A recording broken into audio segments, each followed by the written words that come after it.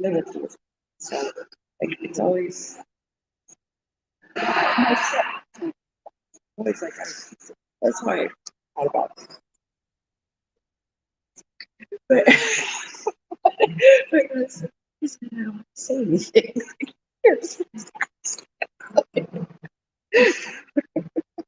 We just got thumbs up. We're live. Hi, everyone. Hi. Hi, everyone. Let's give it a round of applause for Irene Bedard. So I know for me, I'm really excited to talk to you, being a true Disney girl at heart. And I know that all of you Disney fans as well are being very familiar with Pocahontas, I assume. Yeah. So I thought maybe we could start. Let's start at the beginning, if you don't mind.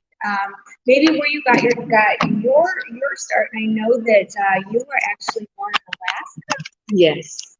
So let's take everybody back to the beginning. Okay, first off, I just have to say that, so my father was Métis Cree, French Canadian and Cree, and he was in the Air Force, and there was a giant earthquake in Alaska, and I believe he got stationed up there, and my mom grew up in the village of Koyuk. She was a Nupiaq and Yupik, and so he was in the Air Force, and then I was born in Anchorage, and but we got stationed down in Louisiana.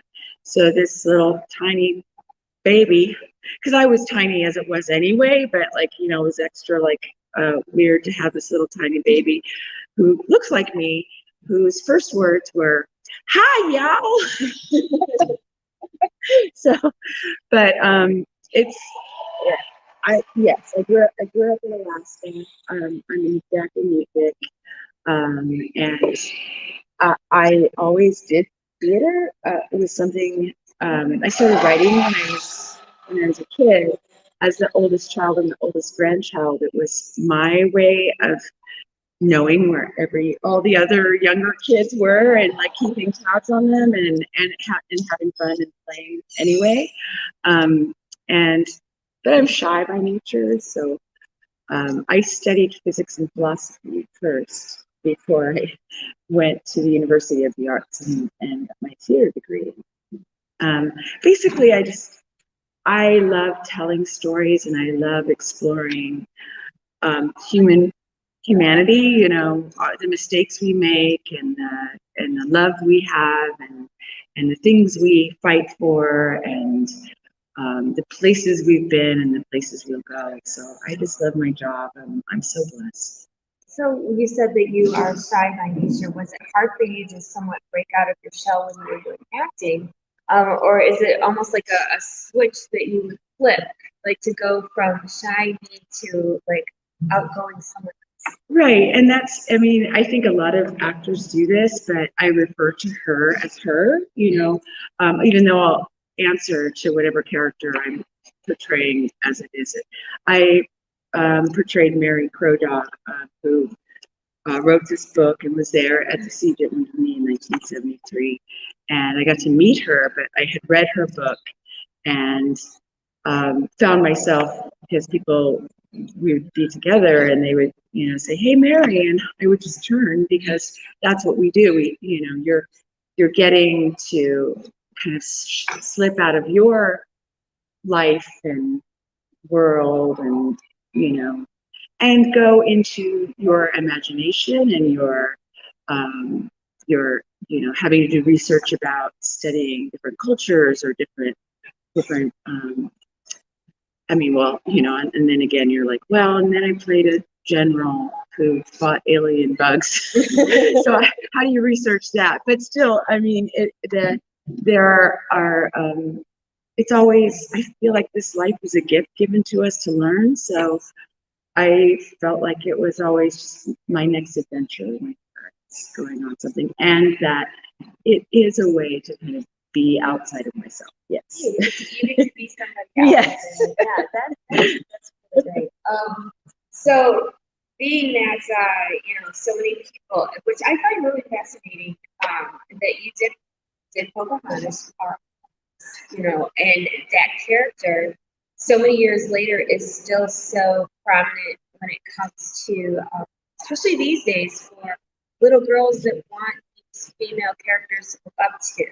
I think there was a shift at some point where, you know, the Disney characters used to be a long time ago, where the girls needed rescuing, and then there was a shift to where now they're kind of doing it for themselves. They're doing the rescuing on their own. So what was it like for you to get the role in Pocahontas and all the things that it's meant since then? I grew up on Sunday nights. We had it was the night to watch Disney because we didn't have the Disney Channel at the time, and so it was a time for us to get together as a family, and I just have so many warm memories of that. So when my very first movie wasn't an animated movie, it was a Disney movie though. When I got that, you know, I already was like, wow, Disney, it's so amazing. And then I got Lakota Woman, playing Mary Crow Dog. And while I was on the set of that, I think because Hene Gigama, who was one of the producers on Lakota Woman, it was Jane Fonda and Hene Gigama. Hene, who I was also one of the advisors for Pocahontas. So I think I was already in the Disney family, and then that brought me to get the chance to meet Mike and Eric, and we just had so much fun. Basically, it was just like a bunch of big kids getting together. I gave them hugs at the end because it was just like, oh, that was so great and so fun. So, but when I was out filming in South Dakota, when I found out that I got it, and it just really hit me like, this is a legacy. This is something that, you know, my son and grandchildren will know about, right? So it was amazing, but also like, whoa, okay, you know, there's a lot of you want to make sure that you do everything to the best of its ability. So, there's a lot of responsibility that goes with characters. Did you think at the time, or could you have fathomed that the popularity of that movie and that character would still, you know, stand the test of time as far as, you know, you're still popular.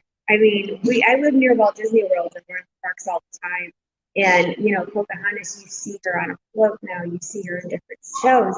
And it reached a whole other generation. It's just one of those things that keeps going and going. Do you have any idea that it would turn into something so wonderful?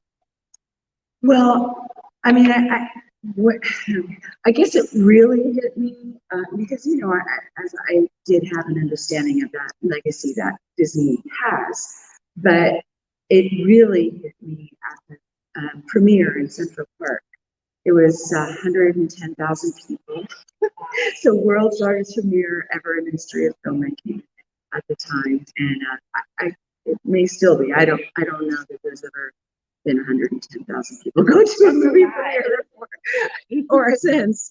But it was, you know, international attention, but also I think that what made, going to your point before too, that she was not waiting for her prince to come and save her, that she's the one who threw herself upon John Smith and saved him.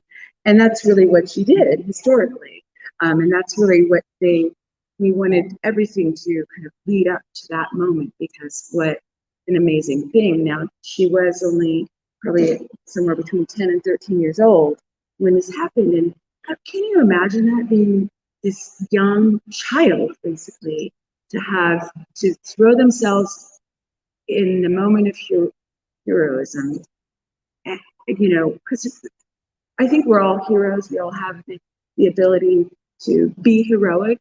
It's just, you know, stepping over that line of our fear and safety for our own lives, you know, and we all have that ability to give and connect and love and protect, all those things, right? So we, we want to be able to have those connections, but we don't always.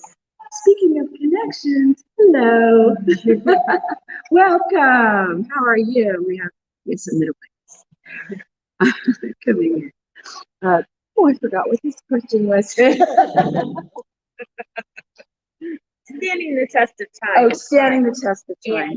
And trying to whether or not you predicted all this such a thing still. Yeah, and I think really what also was an amazing thing was up to this time when I was growing up, there were a lot of stories that pitted it was the story of America as the indigenous peoples of North America as being the other, the bad, so I didn't get to see a lot of those positive images growing up for myself.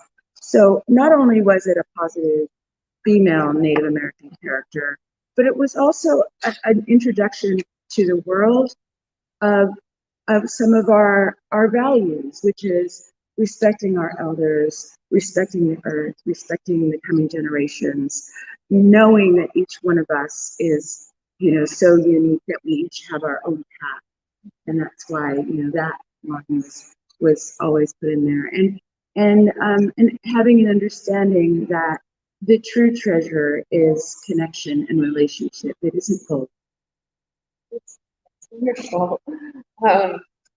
Speaking of they say that Disney has the Disney Girls type of group now, and then when you got to do for the Wreck-It Ralph sequel, Ralph Breaks the Internet.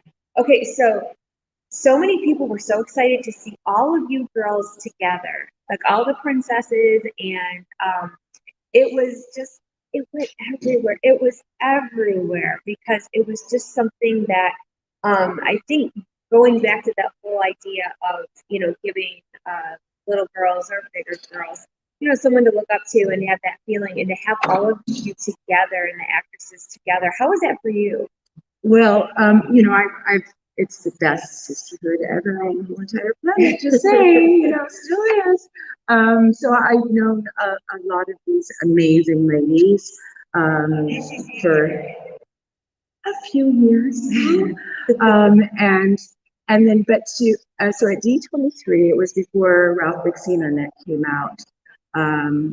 We came out, and in line of order of appearance, timeline wise, in the universe, we all came out one by one and introduced each other.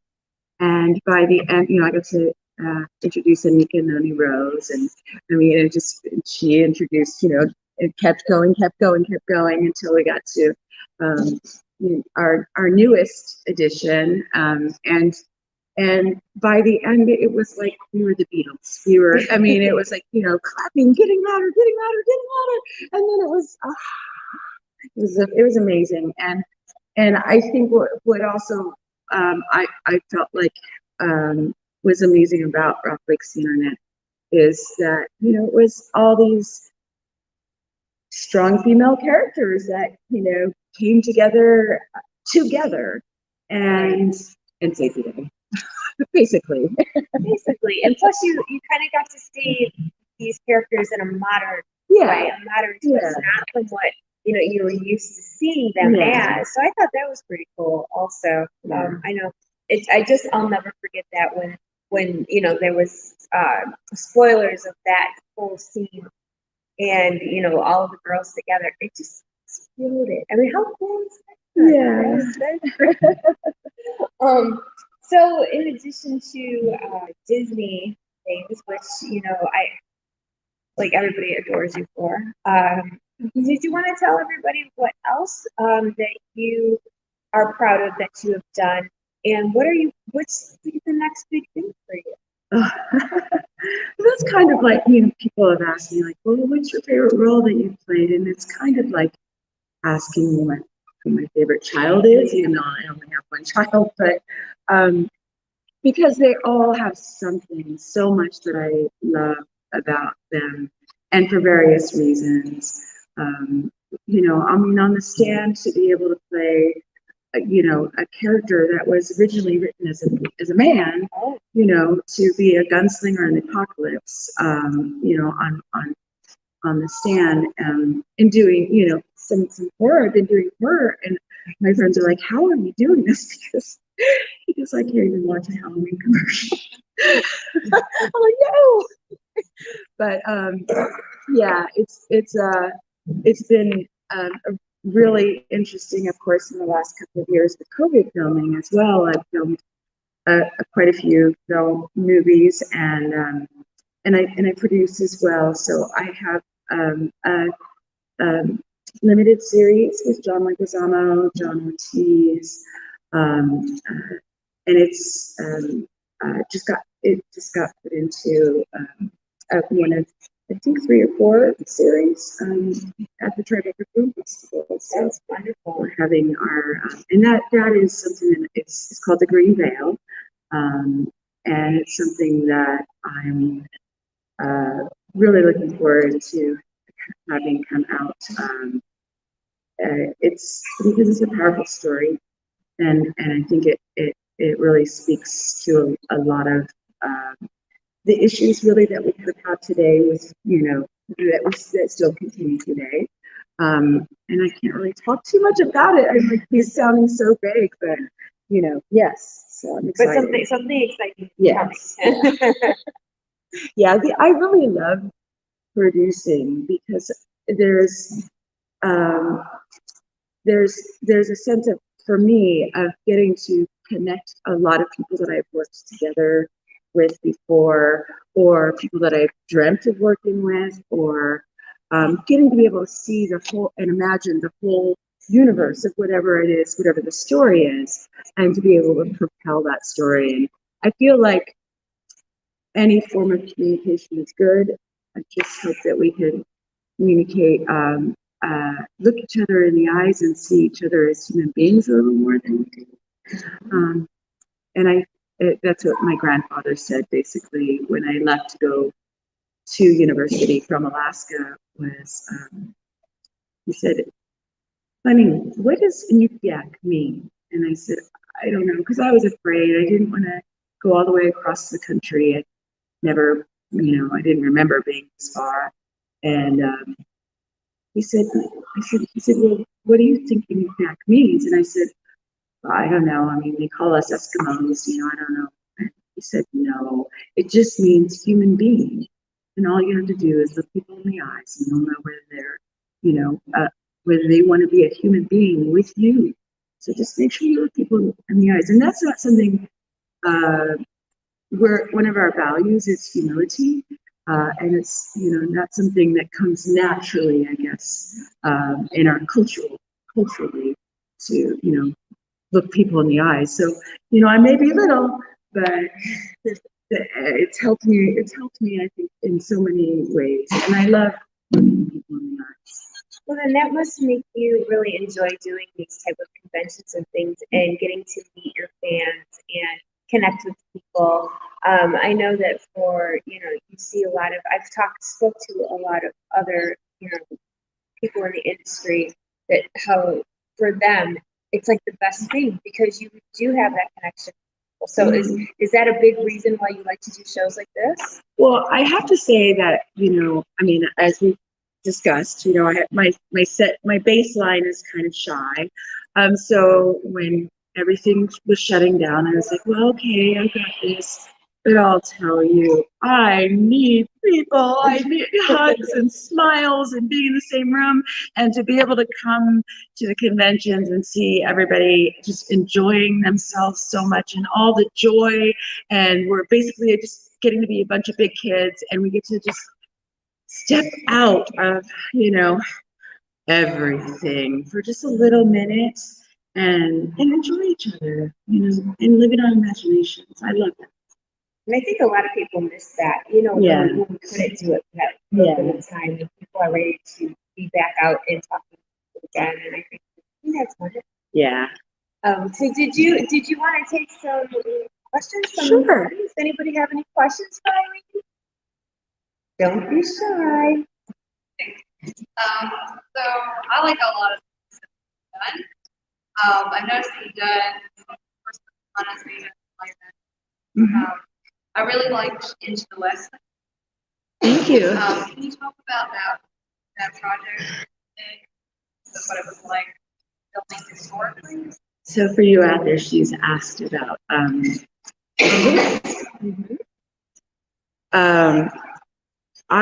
the West. I played Ioyambiawi, Light Shines, Margaret Light Shines Wheeler, and Spielberg. Strangely enough, like he was, him being Steven Spielberg. It's just my impression, but from what I understand, he still had to go and take this story and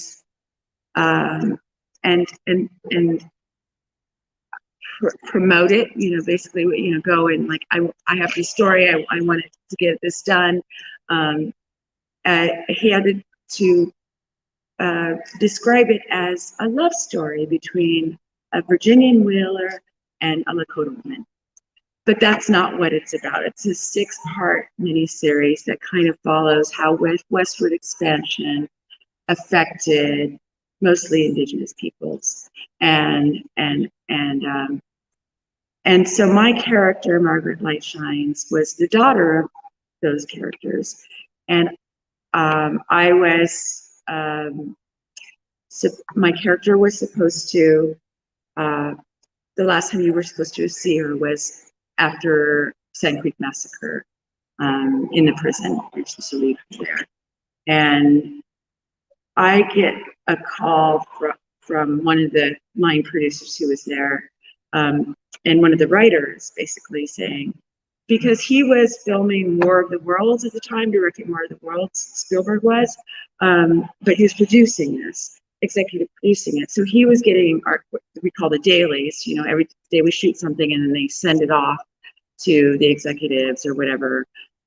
Were we filming on film then, or we might have been doing digital by then? No, I think we were film. So the dailies actually were originally film, getting processed, just very, rudimentarily. And so apparently he'd been seeing the dailies and he connected with them and said, keep her. And she wasn't in the Bible that William had written, and that's what we call it. The Bible is it's the book basically that the series is based on. So we refer to it as the Bible. It's the universe that everything is based on. And Margaret Light Shines wasn't there, so I had the wonderful chance to work with the writers and help to create where Margaret was going to go for episodes 5 and 6. So it was, for me, such an incredible experience to just tell the story of how westward expansion affected Native peoples of North America. Sure.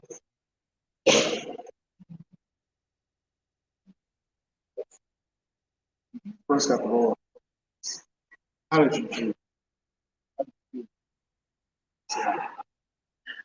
I was, yeah, I think this happens to me still to this day. It's just like the same way I still get nervous, right? I've been doing this for whatever number of decades now, and I still get nervous on my first day, and I still get nervous right before I'm going to go on stage. But yeah, that I have that feeling when I get that call saying, you know what, you've got the job, and I'm like, oh! But this was one of those ones where you're like, yes, there's that feeling, like there's a lot holding on this, and you're the title character, so it was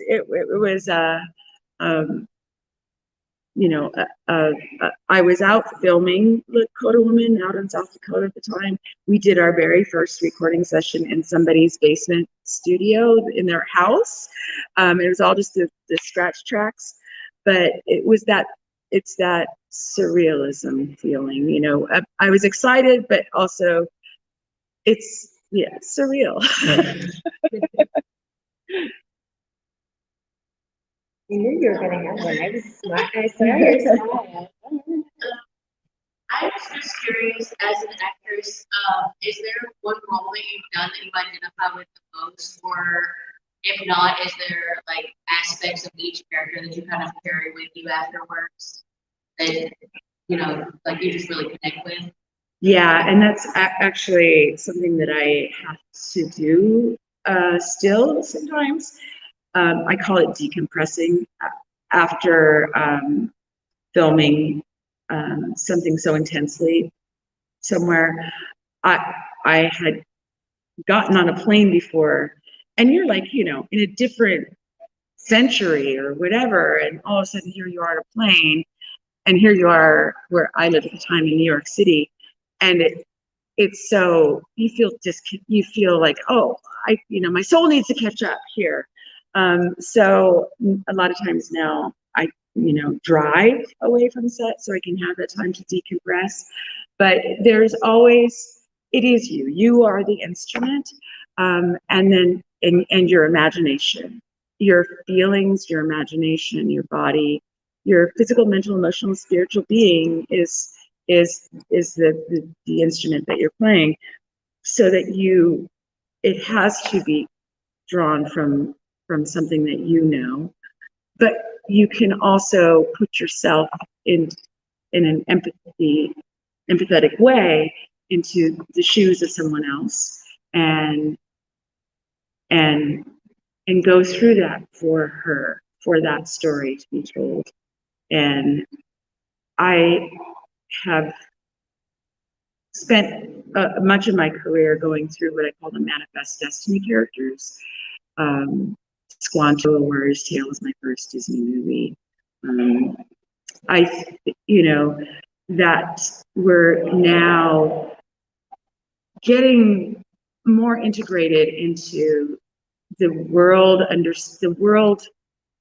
fabric of American society here, the fabric of society in general, because I think there was a lot of America's history where it was easier for all of us to just, sweep that under the rug. Should we just sweep that under the rug? That didn't really happen, right?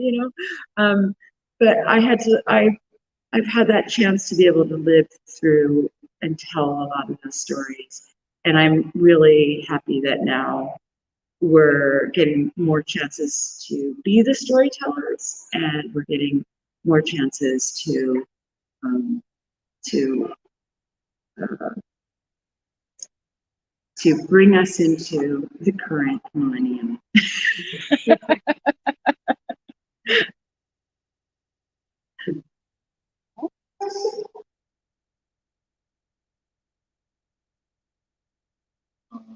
Next break round two. All the princesses, you all like still get together.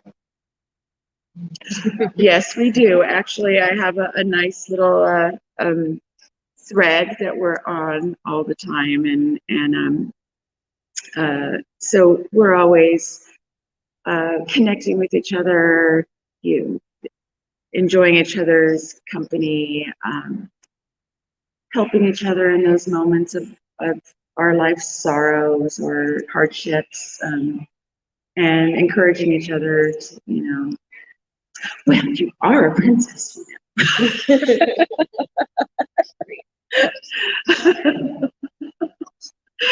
That makes it all the better, isn't it? Yeah. Just to know that they all talk and take that. Yeah. But I hope that you girls get to do more together in the future, because I think it's such a dynamic group that's together, and people obviously love it. So I mean, fingers crossed.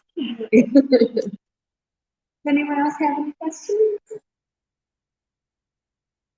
Is there anything that you would like to leave them with as far as what's coming up, or anything inspirational that you may, no pressure, that you may want to deliver some sort of message? Because I think you're very inspirational. That's why I didn't even put you on the spot. Oh.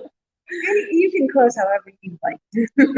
Well, I guess so, especially for this weekend. I mean, like I said, today, tomorrow, and Sunday for this weekend. Enjoy each other so much. Just let your kid out. Have a great time with each other. Share, and have compassion and empathy. That's what we're here for. And I just love coming here, and I'm so happy to be here. So. Thank you so much. Thank you. Isn't she wonderful? Thank you, Irene. I really appreciate it. And of course, I'm pretty Have a great day. Thank you. Likewise.